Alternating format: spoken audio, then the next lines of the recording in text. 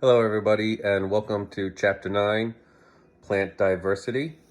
Remember that diversity means a wide variety. Plants come in many different shapes, sizes, physical appearances, physical adaptations.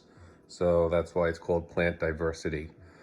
The big idea, why are plants in so many different environments on Earth?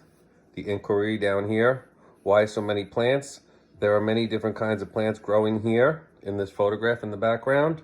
What plant characteristics do you think enable such a wide variety of plants to grow in one place?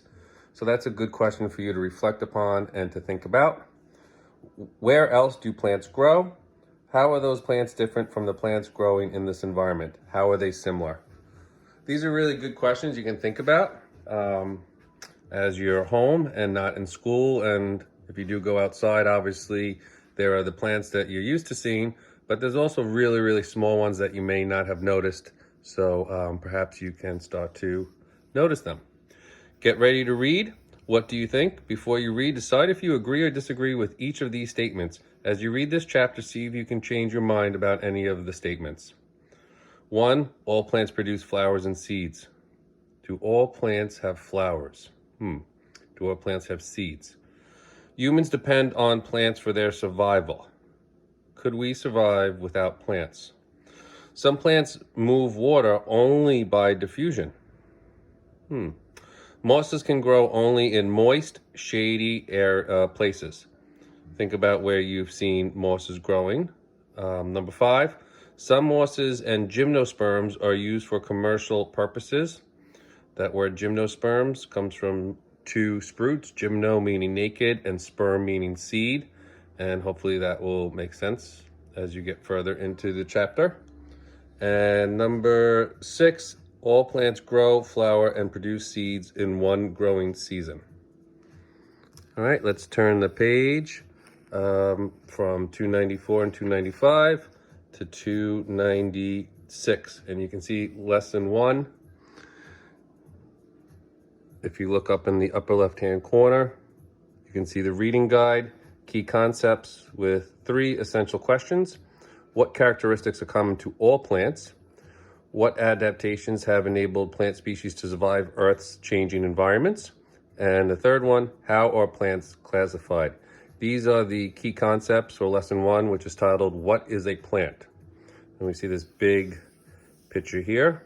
I wonder what that could be. Let's look at some key vocabulary. Obviously there's more, but here are 4 vocabulary words to think about. Producer, cuticle, cellulose, vascular tissue. Okay, and down here, the inquiry, why so successful? The plant cell has parts animal cells don't have, so this must be a plant cell. How do you think those cellular parts help plants live? What other parts do plants have that enable them to be successful in so many diverse environments on Earth? Okay, you may remember some of these plant cell parts that are different than the animal cells from the earlier in the school year. All right, if we skip over to 297, characteristics of plants, you can see that the red outline is a main topic, and it's broken down into the cell structure. Here's a diagram of a common plant cell.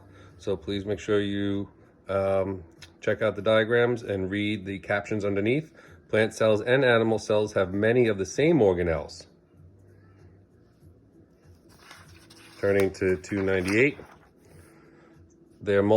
plants are multicellular and plants are producers, meaning that they produce their own food in the form of sugars. Remember, we talked about the process photosynthesis earlier in the year.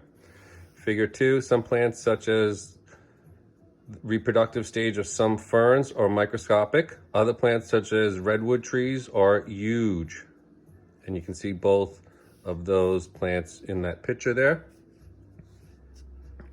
The word origin, the etymology of the word producer comes from Latin, for all you lovers of Latin language, and it means to lead or to bring forth, to draw out, to produce something. Okay, the next topic in lesson 1 is plant adaptations. So you'll read through this, millions of years, how they've changed and how they continue to adapt and live in so many different environments. Okay, one of the things that an adaptation that is important is how they protect themselves and how they support themselves.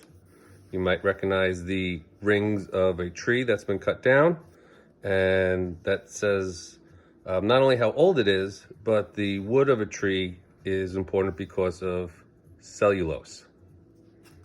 Turning on to page 300, transporting materials. So a plant, in order to survive, has to transport nutrients and water throughout it, and it does this with vascular tissue. But some plants do not have vascular tissue. And also a brief little paragraph about plant reproduction. You can see adaptations for seed dispersal. Some plants do have seeds. Obviously, you've heard of seeds, you eat seeds, but not all plants do reproduce this way. But some common ones, coconuts that float, milkweed, which is so important for monarch butterflies. Those seeds are carried by the wind. And you may have, or your dog or your cow may have come in with burrs sticking to your pants or to the fur, and that's another way that seeds have adapted to disperse. Dispersal refers to spreading out. Please make sure when you read, if there's any words you're not sure of, just Google a definition real quick, and now you just learned a new word. Okay, so the textbook on 301 gets into seedless and seed plants. Mosses, liverworts, magnolias, and pine trees all reproduce differently. And plants can be classified or grouped into whether they're seedless, like the liverworts and the mosses. They reproduce by spores. You may recognize that word spore from when we talked about the last kingdom, fungi.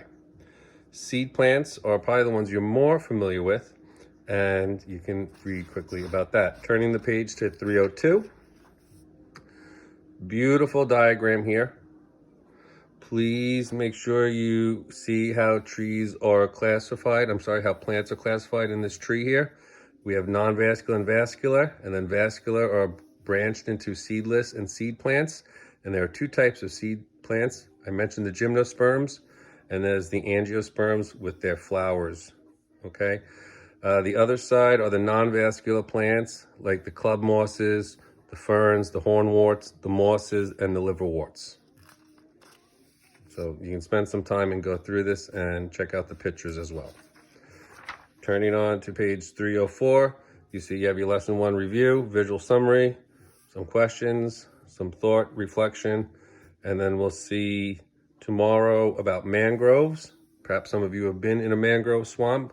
Those are trees that grow in pretty aquatic conditions, and they're really special and important for the environment.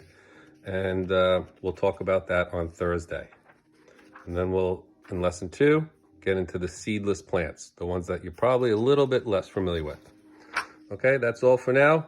Hope you're all well, and talk to you soon.